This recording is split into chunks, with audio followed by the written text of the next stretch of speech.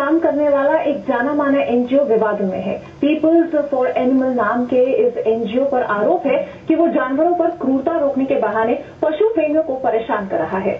वहीं एनजीओ ने आरोपों को बेबुनियाद बताया है।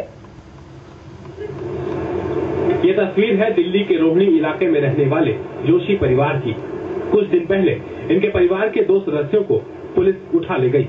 ये 2 सदस्य कोई और नहीं बल्कि इनके 2 प्यारे कुत्ते थे।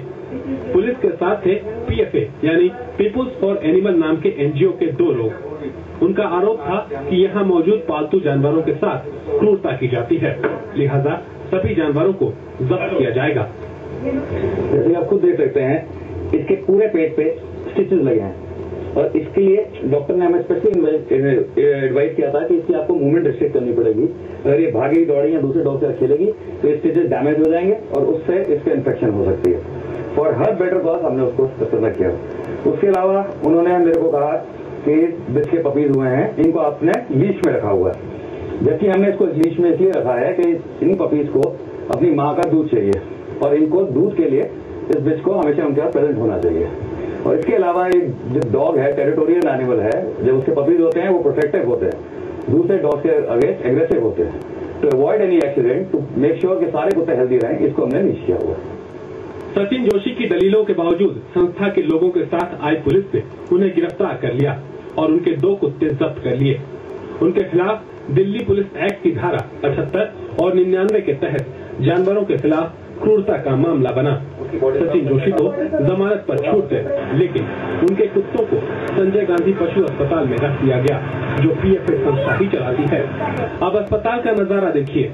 यहाँ क्रूरता के नाम पर जब्त किए गए जानवरों को और भी खराब हालत में रखा गया था।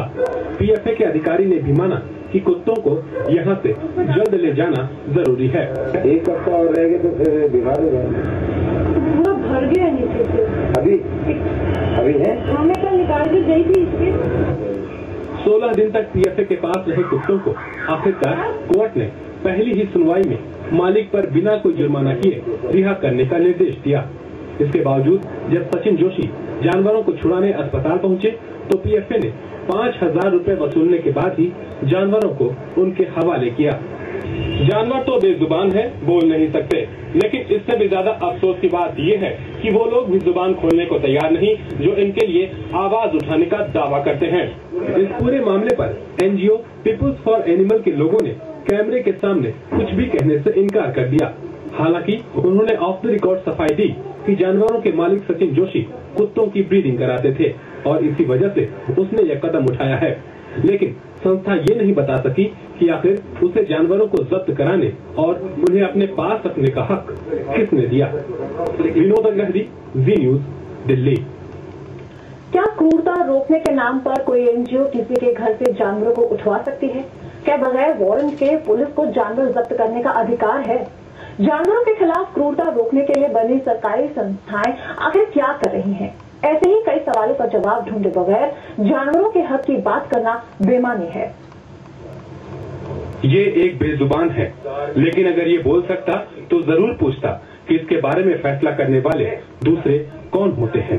इस जैसे जानवरों के लिए काम करने का दावा करने वाले कई एनजीओ हैं, लेकिन किसी कानून ने उन्हें इतना अधिकार नहीं दिया कि वो इनके अच्छे बुरे का फैसला खुद करें। कानून के मुताबिक अगर किसी जानवर पर क्रूरता होती है तो इस पर पुलिस कार्रवाई कर सकती है और जानवर को जब्त करके society for prevention of cruelty to animal यानी एसपीसीए के पास रख सकती है। कोर्ट से छूटने तक जानवर एसपीसीए के पास ही रहेंगे, यानी कोई गैर सरकारी संगठन न तो जानवरों को जब्त कर सकता है और न ही उन्हें अपने पास रख सकता है। पुलिस जाती है तो पुलिस में अगर कोई ऐसी बात होती है तो जो गवर्नमेंट की संस्था है उसमें जाए, जहाँ तो उन जानवरों को जो पकड़ रहे हैं वहां से वो उस संस्था को दे दे, विचार गवर्नमेंट बाई एमसीडी या गवर्नमेंट के हॉस्पिटल है या हमारी तरह संस्था है।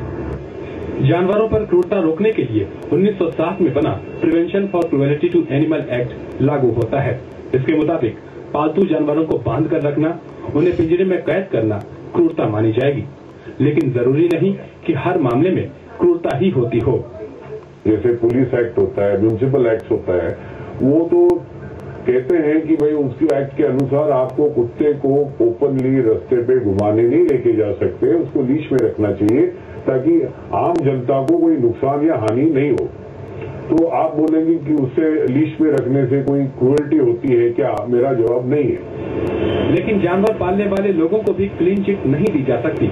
ज्यादातर पशु मालिक जानवरों की ब्रीडिंग करा के मोटी कमाई करते हैं। खास प्रजाति के कुत्तों को पैदा करा के उनका व्यापार करने वालों की भी कमी नहीं है। ऐसा करने से कई बार जानवरों की सेहत पर बुरा असर पड़ता है। लेकिन ब्रीडिंग कराने वाले जानवर मालिक इसलिए बच जाते हैं कि मौजूदा कानून ब्रीडिंग के मामले में कुछ नहीं कहता। जो ब्रीडर है उसको तो प्रॉफिट 500% है जो भी ब्रीडिंग करेगा, और जो जानवर है जानवर को पिंजरे में उसको जन्म दे लेना है, पिंजरे में उसको मरना है। इसलिए हम लोग इसका ब्रीडिंग का करते विरोध, पर भारत सरकार की कोई ऐसी हिदायत नहीं है जो ब्रीडिंग को बंद करती हो। नियम के मुताबिक हर जानवर मालिक को नगर निगम में रजिस्ट्रेशन कराना जरूरी है। ऐसा न करने पर जानवर जब्त किए जा सकते हैं, लेकिन ऐसा करने के लिए वारंट जरूरी है। साफ है कि जानवरों के लिए कानून तो बहुत हैं, कई और कानून बनने की गुंजाइश भी है। लेकिन सवाल ये है कि इन कानूनों का फायदा बेजुबानों को मिलता है या फिर उन लोगों को जो इनके रहनुमा होने का दावा करते हैं। विनोद अग्रवाल, जी न्यूज, दिल्ली। वक्त एक ब्रेक का है। ब्रेक के बाद